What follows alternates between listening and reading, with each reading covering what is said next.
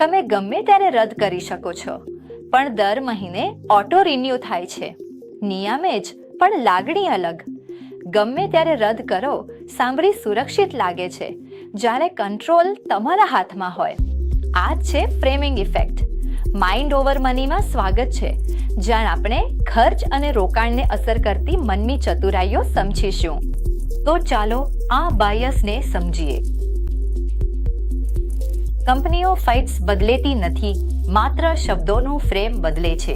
Framing ઇફેક્ટનો અર્થ એ છે કે એ જ વાત, એ જ આંકડા, ફક્ત કહેવાનો અંદાજ અલગ અને એથી નિર્ણયો બદલાઈ જાય છે.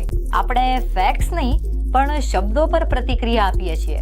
રોકાણની રીતે જોઈએ તો તમારા સ્મોલ કેપ ફંડે 20% રિટર્ન આપ્યા છે. તમે ખુશ થઈને કહો છો કે સારું પૈસા કમાયા છે. તમે બેન્ચમાર્ક જુઓ છો, સ્મોલ કેપ ઇન્ડેક્સ એ 25% રિટર્ન આપ્યું. મૂડ બદલાઈ જાય છે, પણ હકીકત શું? તમે 20% કમાયા, પણ ફ્રેમિંગ બદલાતા એ 20% પર અંદર પરફોર્મન્સ લાગે છે. પહેલા ફ્રેમ એબ્સોલ્યુટ રિટર્ન હતું, હવે ફ્રેમ રિલેટિવ રિટર્ન થઈ ગયું.